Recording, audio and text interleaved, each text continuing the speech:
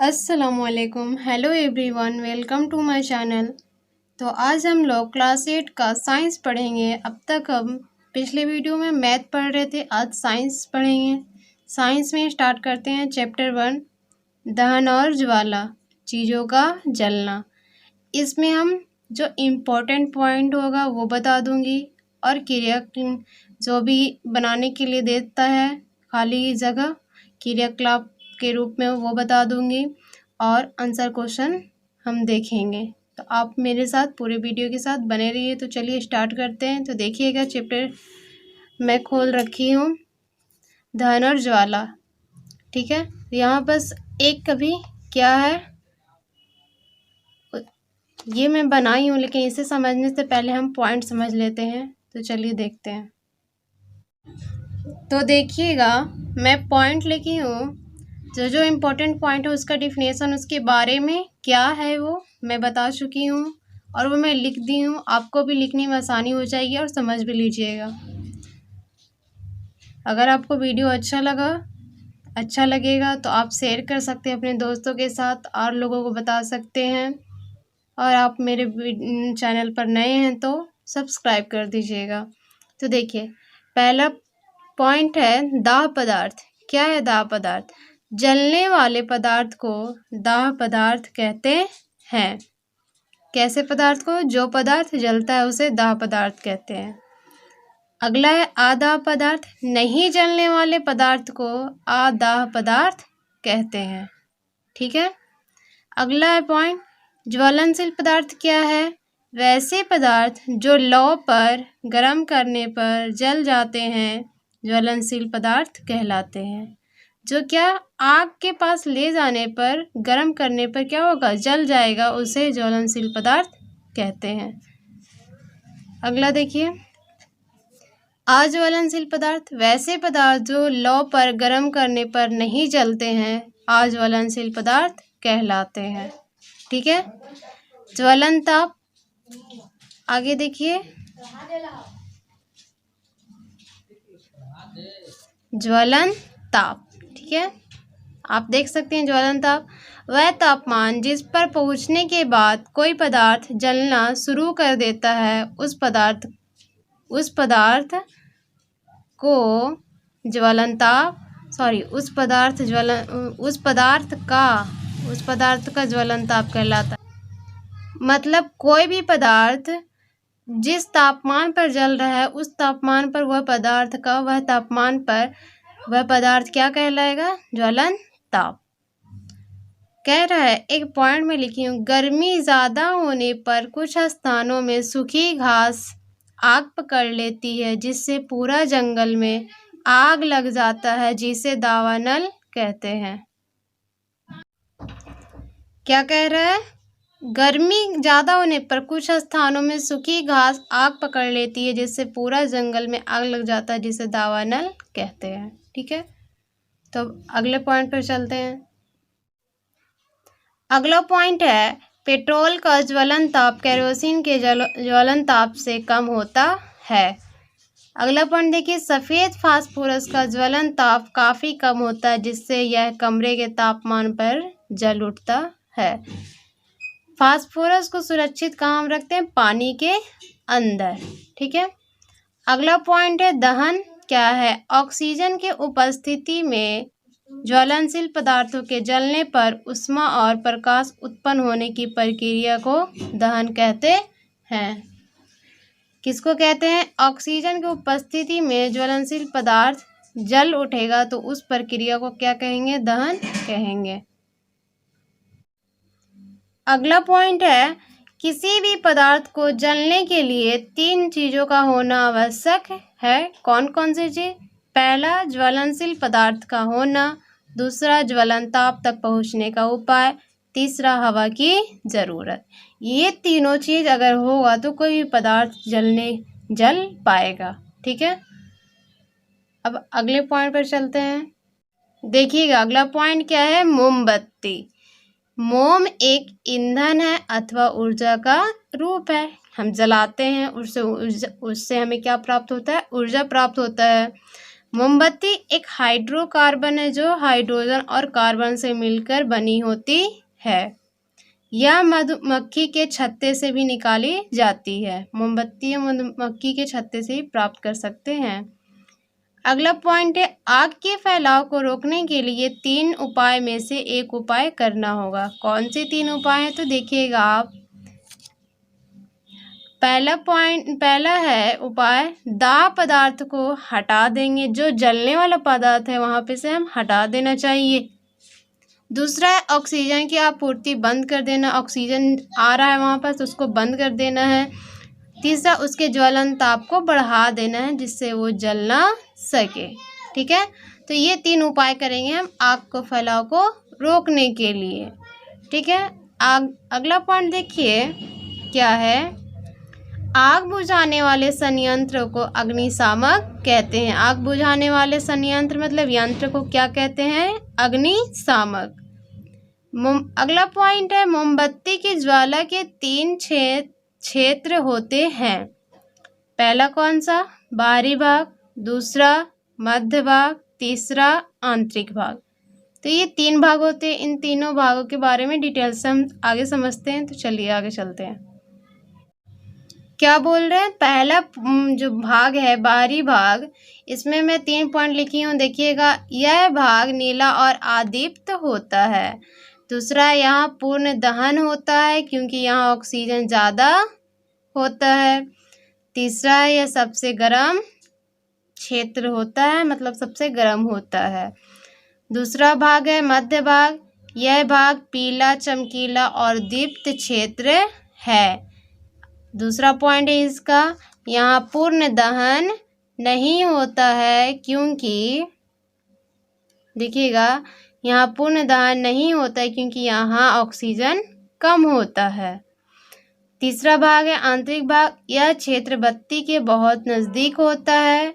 दूसरा पॉइंट है, यह काला रंग का होता है क्योंकि यहाँ कार्बन के कुछ कण बचे होते हैं। यहाँ सबसे कम गर्म क्षेत्र है। यह सबसे कम गर्म क्षेत्र है। सबसे ज़्यादा कम गर्म क्षेत्र बाहरी भाग, सबसे कम आंतरिक भाग।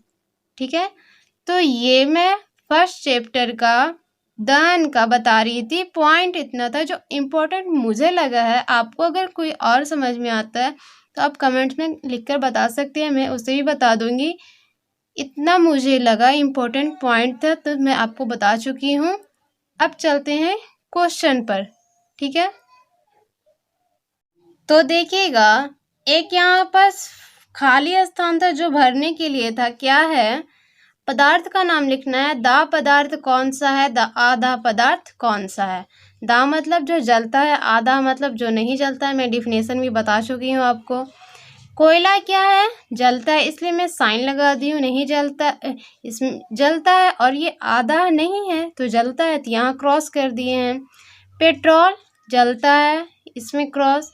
पत्थर नहीं जलता है तो यहाँ नहीं में साइन करेंगे और दाह में क्रॉस कर देंगे। लकड़ी जलता है, यहाँ क्रॉस कर दिए। पानी नहीं जलता है, दाह तो है नहीं, आदाह है। तो इस प्रकार मैं इस क्रियाकलाप को भर चुकी हूँ। आप भी फिल कर लीजिएगा। अब चलते हैं हम क्वेश्चन पर।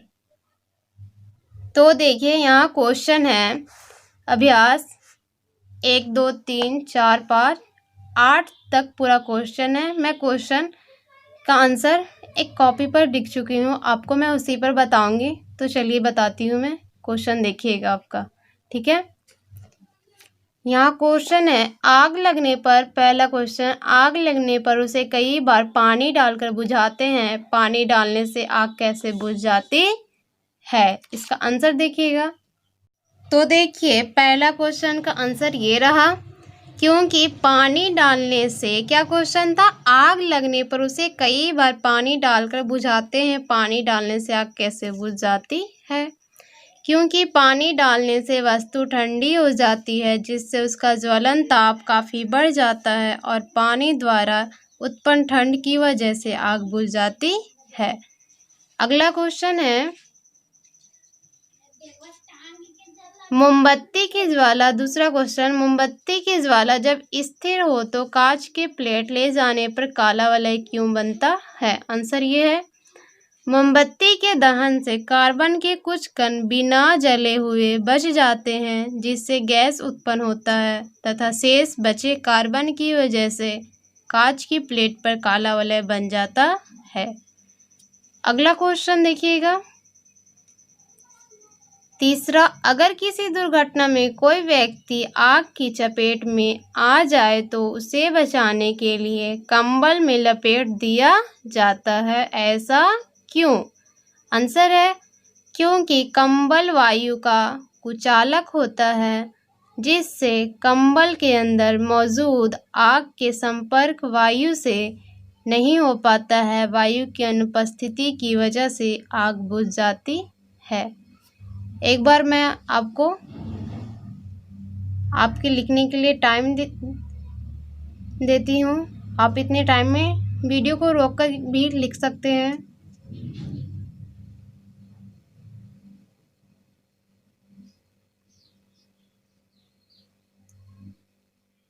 ठीक है, अब चलते हैं हम अगले क्वेश्चन पर। अगला क्वेश्चन देखिएगा 4, कभी कभी जंगलों में अपने आप आग लग जाती है, ऐसा कैसे होता होगा? आंसर है, आंसर देखिएगा ये है, जंगलों में आग लगने की निम्नलिखित में से कोई वजह हो सकती है। पहला, हवा की वजह से, पौधों के बीच रगड़ से उत्पन्न उष्मा की वजह से। दूसरा, अधिक गर्मी की वजह से। तीसरा, आकाशीय बिजली गिरने की वजह से। ठीक है, तो ये वजह था जंगलों में आग लगने की। चौथा क्वेश्चन का आंसर है। अगला क्वेश्चन पर चलते हैं हम।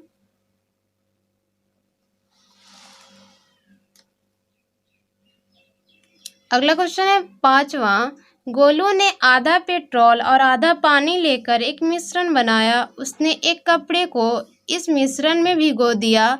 इसके बाद एक माचिस की तिल्ली से इसे जलाया। आग लगी पर कपड़ा नहीं जला, ऐसे कैसे हुआ होगा? तो आंसर है, क्योंकि पानी पेट्रोल से भारी होने के कारण कपड़ा में मिल जाता है तथा पेट्रोल हल्का होने के कारण ऊपर में जल जाता है और कपड़ा बच जाता है। ठीक है, तो ये आंसर था 5वां क्वेश्चन का। आप इसका लॉन्ग भी आंसर लिख सकते हैं और छोटा भी आंसर लिख सकते हैं। तो बेहतर होता है कि हम समझकर अपने शब्दों में छोटा सा आंसर लिखते हैं, जिससे समझ भी आए सामने वाले को कि ये कहना क्या चाहता है। ठीक है, अगले क्वेश्चन पर चलते हैं। 6 नंबर क्वेश्चन है, 6ठा नंबर, माचिस को जलाने के लिए उसे माचिस की डिब्बी से रगड़ा जाता है, ऐसा क्यों? तो आंसर है, ज्वलन ताप पाने के लिए माचिस की तिल्ली को डिब्बी से रगड़ा जाता है। किस लिए रगड़ा जाता है?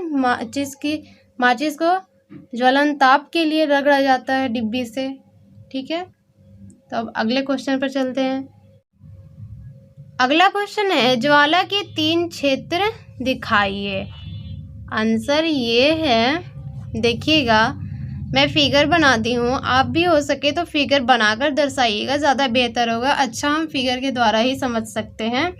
तो फिगर में बनाई हूँ, देखिएगा ये मोमबत्ती है, ये वाला भाग नीला क्षेत्र, ये वाला भाग काला क्षेत्र और ये वाला भाग दीप्त क्षेत्र, ये सबसे बाहरी वाले भाग अदीप्त क्षेत्र।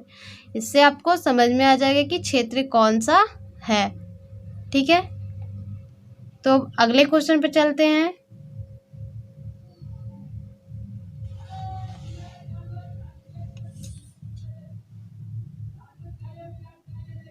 देखिएगा, घर में 8वां नंबर क्वेश्चन है, घर में आग से होने वाली असावधानियों से बचने के लिए आप क्या क्या करते हैं?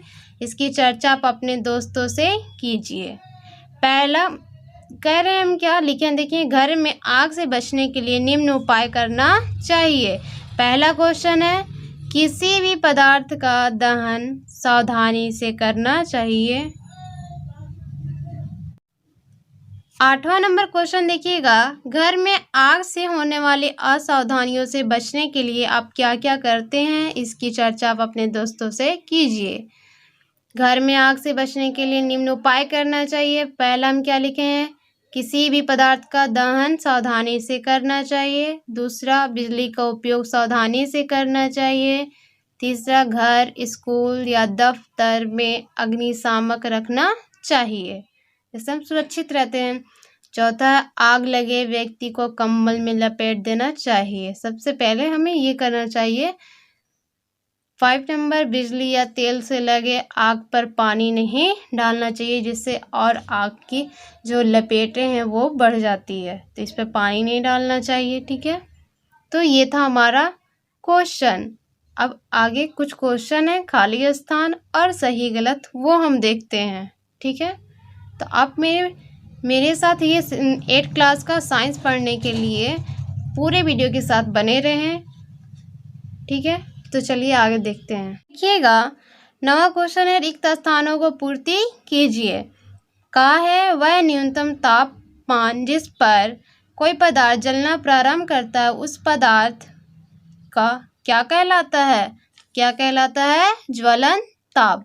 मैं बुक में नहीं फिल की हूँ, कॉपी पर बनाकर आपको बता रही हूँ। ठीक है, कहा है कमरे के ताप पर आग पकड़ लेता है कौन सा पदार्थ? सफेद फास्फोरस। अगला क्वेश्चन है, मोम एक हाइड्रोकार्बन है जो किससे मिलकर बनी होती है? तो देखिएगा, किससे मिलकर बनी होती है? कार्बन और हाइड्रोजन से। ठीक है, अगला क्वेश्चन देखते हैं। अगला क्वेश्चन है, घाव में ईंधन के जलने पर क्या बनता है? तो क्या बनता है? ऊर्जा और CO2। अगला क्वेश्चन क्या है? पेट्रोल का ज्वलन ताप केरोसिन के ज्वलन ताप से क्या होता है? कम होता है। तो ये था खाली स्थान, रिक्त स्थान, जो हम फिल कर चुके हैं। तो अब चलिए अगले क्वेश्चन पर। ये 10वां क्वेश्चन है, निम्न पर सही या गलत का निशान लगाइए। का में है, कागज के कटोरे में पानी डालकर गर्म करने पर कागज जल जाता है क्या? नहीं जलता है। ठीक है, अगला क्वेश्चन खा, दहन के लिए वायु का होना आवश्यक है। सही है। गा में लाल फास्फोरस कमरे के ताप पर आग पकड़ लेता है। गलत है, नहीं पकड़ता है। घा में चूने के पानी में कार्बन डाइऑक्साइड गैस प्रवाहित करने पर चूने का पानी दूधिया हो जाती है। सही है।